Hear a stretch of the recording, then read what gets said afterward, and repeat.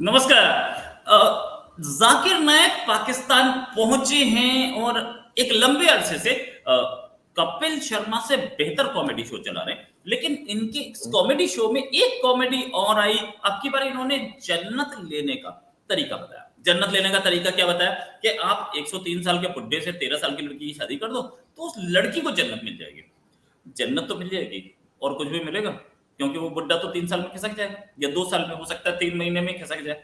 फिर उसके बाद वो सारी जिंदगी बेवा जिएगी। ऐसी बातें सोसाइटी से कोई लेना देना नहीं है इनको। पूरी दुनिया में सारी सोसाइटी बोलती है कि लगभग एज आसपास हो, थोड़ी बहुत ऊपर नीचे हो, चलता है। लेकिन इतना गैप। अच्छा, ये जो सिखा रहे हैं, इन्होंने उसी भाषण में ये भी बोला कि मैं अपनी बेटी की शादी कर दूंगा ऐसे आदमी के, अगर जन्नत मिलेगी तो। अपनी 2 बेटियां, एक की शादी नहीं की इन्होंने अब तक। करते हैं 113 साल के आदमी से, मैं मान जाऊंगा। दूसरों को सिखा रहे हैं कि आप अपनी बेटियों के 113 साल के आदमी से शादी करिए। ये भी पाकिस्तान की सोसाइटी को बिगाड़ने का सोच के आए, कसम ही खा के आए थे, पाकिस्तान की सोसाइटी बर्बाद कर दूंगा। इसे बात करने के लिए हमारे साथ आरजू काजमी जी। ये आरजू जी जब से आए हैं, ये जाकिर नायक, तभी से बेचारी परेशान घूम रही है कि ये हमारी सोसाइटी को क्यों बर्बाद कर रहा है, इतने वीडियोस बना दिए। आरजू जी, बहुत बहुत स्वागत आपका हमारे शो में। ये जो जाकिर नायक है, ये आपने ये जो कॉमेडियन बुलाया है, ये किस हद तक अपनी सोसाइटी को बर्बाद करेंगे? कि शादी करने की बात कर रहा है, कोई सीरियस भी ले रहा है इसको? सबसे पहले बहुत शुक्रिया रॉय जी, आपने बुलाया। और नहीं, हमारी सोसाइटी परेशान नहीं है, और ना ही मैं परेशान हूँ, ना ही मेरे जैसे दूसरे लोग परेशान हैं। लेकिन डेफिनेटली हम इनके ऊपर वीडियोस बना रहे हैं, क्योंकि इनकी डेली जो एक्टिविटीज हैं पाकिस्तान में, वो तो हमने अपने ऑडियंस तक पहुंचानी ही होती हैं। और ना ही हमारी सोसाइटी को बर्बाद कर सकते हैं, क्योंकि ये जिस तरह की बातें कर रहे हैं, ऐसी बातें हमारे यहाँ पहले भी लोग किया करते थे। लेकिन ये नहीं किसी ने कहा कि किसी 13 साल की बच्ची की शादी जो है वो 103 साल के आदमी से कर दी जाए या उससे जन्नत मिलेगी। ये वाला पागलपन तो इन्हीं के अंदर देखा गया है। और अच्छी बात ये हुई है कि इन्होंने पाकिस्तान विजिट किया, उससे ये एक्सपोज खुद हो गए।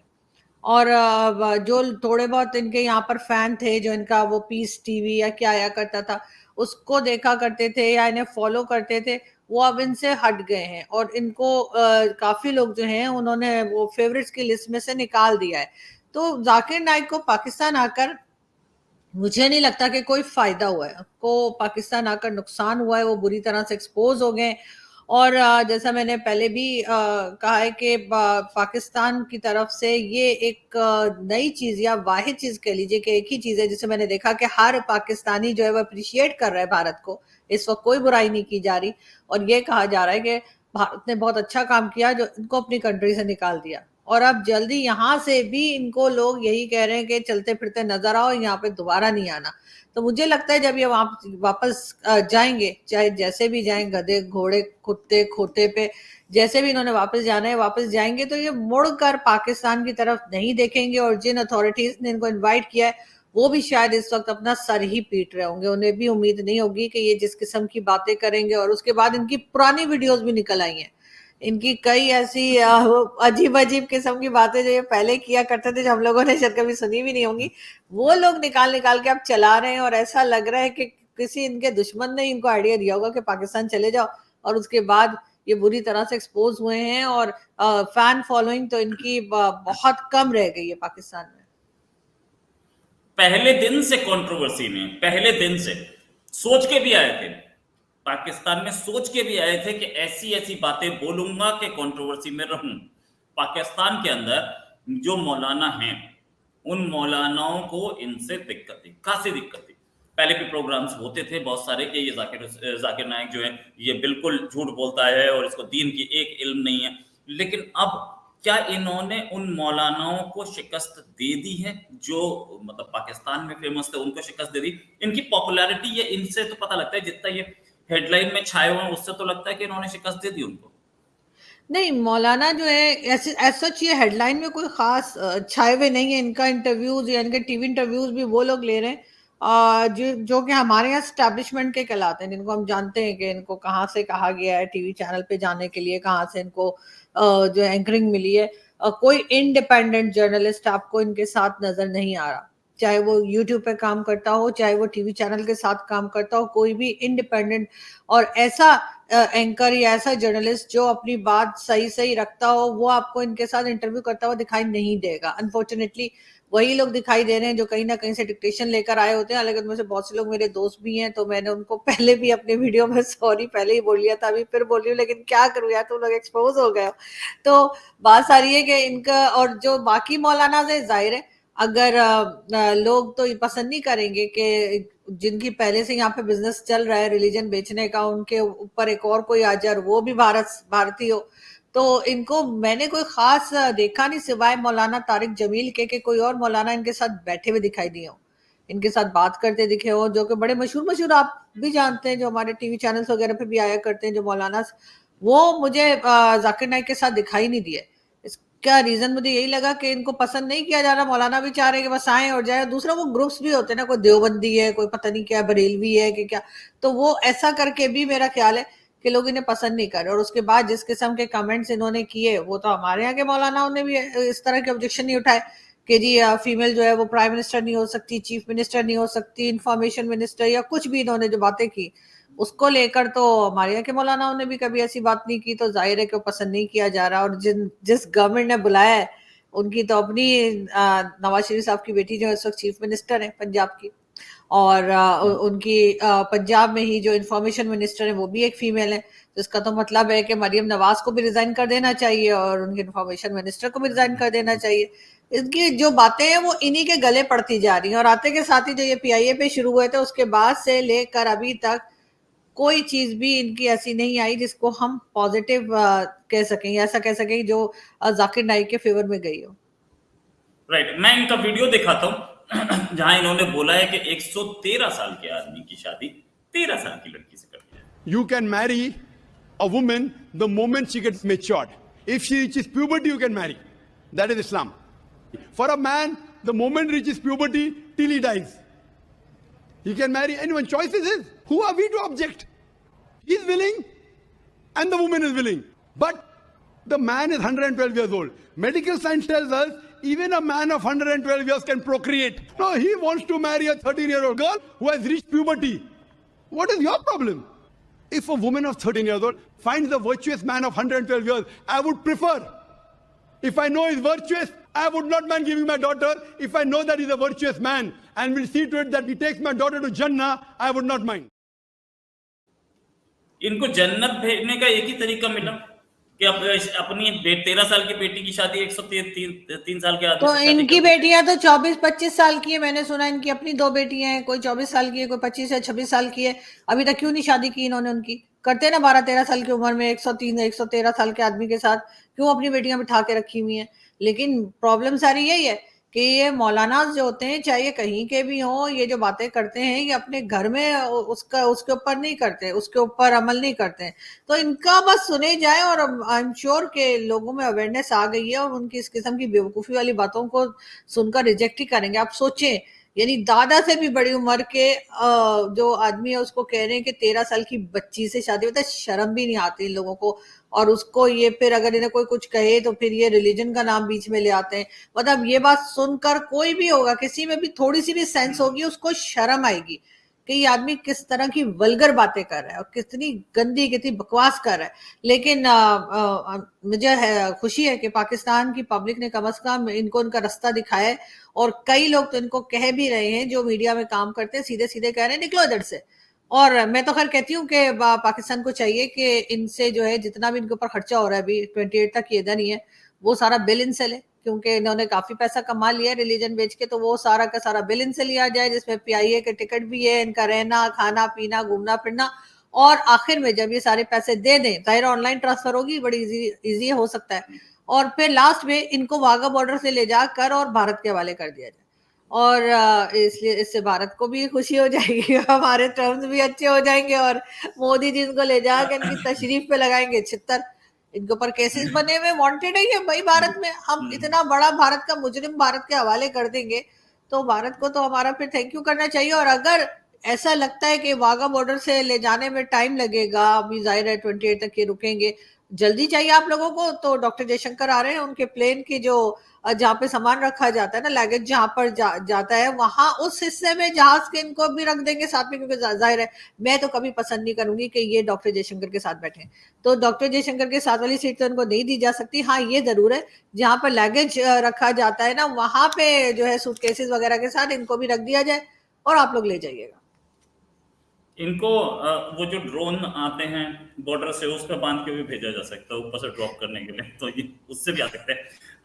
एक चीज या, एक चीज इन्होंने जो बोला कि भाई ये लेडी नहीं चल सकती, ये नहीं हो सकता, जिस सारी बकवास सह रहा है पाकिस्तान, इनकी वहां पर अभी भी प्रेजेंस बनी हुई है। मैंने देखा अभी थोड़ी देर पहले लाहौर में ये कहीं पे लोगों को लेकर के बैठे, तो खासी भीड़ तो दिख रही थी कि इनको देखने आते हैं या कोई स्पेसिफिकली कुछ ये ऑर्गेनाइज की जा रही है, क्या पोजीशन है? देखिए, एक तो ये ऑर्गेनाइज भी की जा रही होगी, डेफिनेटली लोगों को बताया जाता होगा। अगर मैं इस्लामाबाद में बैठी हूँ, मुझे अगर जब तक कोई फोन करके नहीं बताएगा या मुझे मैसेज नहीं करेगा, जब ये आएंगे 19 और 20 को यहाँ पे, तो मुझे क्या पता लगेगा कि ये कहाँ अपना तमाशा दिखा रहे हैं। दूसरा, 24 नहीं बल्कि 26 करोड़ की आबादी है पाकिस्तान की, लाहौर की भी एक बहुत बड़ी आबादी है, कराची में भी। तो अगर लोग पहुंच गए तो उसमें हैरान होने की जरूरत नहीं है, क्योंकि कुछ ना कुछ लोग जो हैं वो डेफिनेटली इसी तरह के माइंडसेट के हैं जैसे कि जाकिर नाइक खुद है। लेकिन अनफॉर्चुनेटली जाकिर नाइक को ऐसे लोग टक्कर रहे हैं जो उनसे उलट सोच रखते हैं, जो उनसे सवाल कर रहे हैं, चाहे वो केपीके की लड़की हो चाहे कोई हो, वो उनको ऐसे लोग उनसे क्वेश्चंस कर रहे हैं जो जो उनके माइंडसेट के नहीं है। मगर ये जरूर है कि आपने भी और मैंने भी बचपन में बंदर का तमाशा बहुत देखा है। और जब रोड के ऊपर जब बंदर तमाशा दिखाता है ना, ससुराल जाके दिखाओ, अच्छी सी बिल्ली बन के दिखाओ, ऐसा करता था, तो वहां बड़ी भीड़ जमा हो जाती थी। तो बंदर कोई बुला के थोड़ी लाता था, वो तमाशा शुरू करता था, लोग खुद ही रुक जाते थे। तो यहाँ पर भी वही चल रहा है कि एक बंदर का तमाशा चल रहा है और सारे रुक रुक के देख रहे हैं कि क्या हो रहा है। हम लोग इंतजार कर रहे हैं इस्लामाबाद में कब आते हैं भाई, हम भी देखें क्या बोलते हैं, कहाँ पे इनका फंक्शन होता है या कहाँ पे इनका तमाशा होता है। तो ये एक जोकर के तौर पे इनको लिया जा रहा है, एक स्कॉलर या इस्लामिक स्कॉलर या एक मौलवी के तौर पे इनको नहीं लिया जा रहा। इनकी जो एक इमेज बनी है यहाँ पर आने के बाद, वो एक जोकर की है, और हम लोग इनको एक जोकर की तरह ही ट्रीट कर रहे हैं। जो जोकर के साथ किया जाता है, वैसे जोकर भी एक रिस्पेक्टेबल जॉब होती है जो वो करता है, लेकिन ये कोई अलग ही तरह के जोकर है। इन्होंने पीआईए पे आरोप लगाया कि मेरे 100 किलो माफ नहीं किए, 100 किलो के लिए इन्होंने पेमेंट मांगा। अच्छा, ये चाहते थे कि पूरा पाकिस्तान बोले कि ये तो बहुत गलत हुआ, जाकिर नाइक हमारे स्टेट गेस्ट ने कैसे नहीं छोड़ा और वहां से रिफंड आ जाएगा। पाकिस्तान के लोगों ने बोला कि यार ये तो बड़ा अच्छा काम किया, पीआईए तो अपनी ड्यूटी कर रही है, पीआईए में करप्शन ही कोई नहीं उल्टा हो गया। अच्छा, इन्होंने सोचा ही कैसे कि पाकिस्तान पीआईए इनके लिए छोड़ देंगे क्या? किसी की पर्सनल एयरलाइन से क्या पीआईए क्यों छोड़ेंगे? पीआईए किसी का नहीं छोड़ती। इनका ये सो माइंड सेट लेके आए थे कि मैं जा रहा हूं तो मैं खुद भगवान बन के जा रहा हूं और मेरे लिए तो सब तैयार खड़ा होगा। इसको लोगों ने बहुत अलग तरीके से लिया। क्या ये सोच रहे हैं कि पाकिस्तान इज फॉर फ्री, सब कुछ मैं जो भी करूंगा सब कुछ मेरा है? नहीं, देखें, ये इनका एक ख्याल हो सकता है कि मैं क्योंकि स्टेट गेस्ट हूं तो पीआईए मुझसे ड्यूटी नहीं लेगी या कुछ नहीं लेगी। अच्छा, इन्होंने मगर पीआईए से माफी भी मांग ली है, जहां तक मैंने सुना है। ये पीआईए से इन्होंने ट्रैवल नहीं किया, इनके जो साथी आए हैं, इनके साथ जो लोग और आए, वो पीआईए से आए हैं और ये कतर एयरवेज से आए। तो उन लोगों को इन्होंने सामान कोई दे रखा था जिसके ऊपर पीआईए ने लगा दी ड्यूटी। तो अब लास्ट में ये हुआ है कि अब इन्होंने पीआईए से बाकायदा तौर पे पीआईए से इन्होंने माफी मांगी है, और पीआईए के लिए बिल्कुल हमारे न्यूज आई है कि इन्होंने माफी मांग ली पीआईए से। अच्छा, पीआईए वाले भी खुश, इसलिए कि काफी अर्से से पीआईए लोगों से माफिया मांगती रहती है।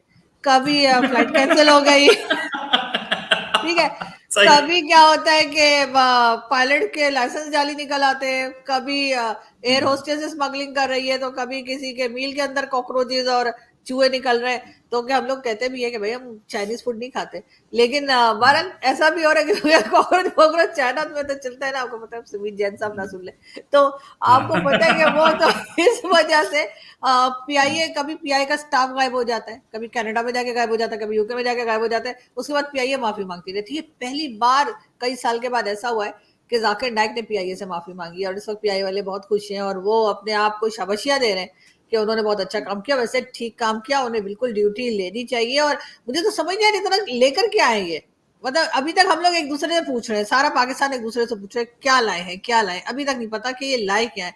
इसलिए कि सूट तो इनके पास वही 2-3 है, वो ऊंचा सी एक पैंट है जो पजामे जैसी पैंट इन्होंने सिलवा के रखी है, मतलब पता नहीं पजामा पहनना नहीं चाह रहे होंगे, लोग कह रहे होंगे कि पजामा कुर्ता पहन के जाओ, तो उन्होंने कहा होगा नहीं मैं पजामा कुर्ता नहीं पहनूंगा, मैं पैंट को ही पजामे जैसा बना लेता हूँ। तो इन्होंने ऊंची सी एक पैंट है इनकी, एक टाई और कोट पहन के 2-3 कलर के बस ये हैं, ये बार बार चेंज करके यही पहनते रहते, तो पता नहीं सामान में क्या लेकर आए वो हम लोग अभी तक खोज नहीं पाए। और जैसे ही हमें पता लगेगा, जैसे ही हमारे हमारे सूत्रों से हमें पता चलेगा, पहली फुर्सत में आपको बता।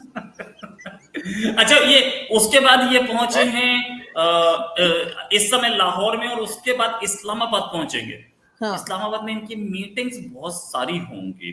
पहले तो अगर अगर तमीजदार रहते तो इनकी कई मीटिंग्स और होती, मुझे लगता है कि चीफ से, एस्टैब्लिशमेंट के लोगों से और गवर्नमेंट के लोगों से। अब आपको लगता है कि वही मीटिंग्स फिर भी होंगी? इस्लामाबाद आएंगे, मुझे नहीं लगता कि कोई खास मीटिंग्स हो सकेंगी, क्योंकि जिस पर्पस के लिए इनको लाया गया था वो तो मेरा ख्याल है वो पहले ही फ्लॉप हो गया है, और लोग इनसे इम्प्रेस नहीं हो रहे हैं, तो मुझे नहीं लगता कि अब कोई खास इनसे किसी की मीटिंग होगी। यही होगा अपने दिन पूरे करेंगे 28 तक और फिर ये यहाँ से निकल जाए। हाँ, अगर मुझसे मिलना चाहेंगे तो मिल सकते हैं, लेकिन उसके लिए इनको मुझे इंटरव्यू देना पड़ेगा।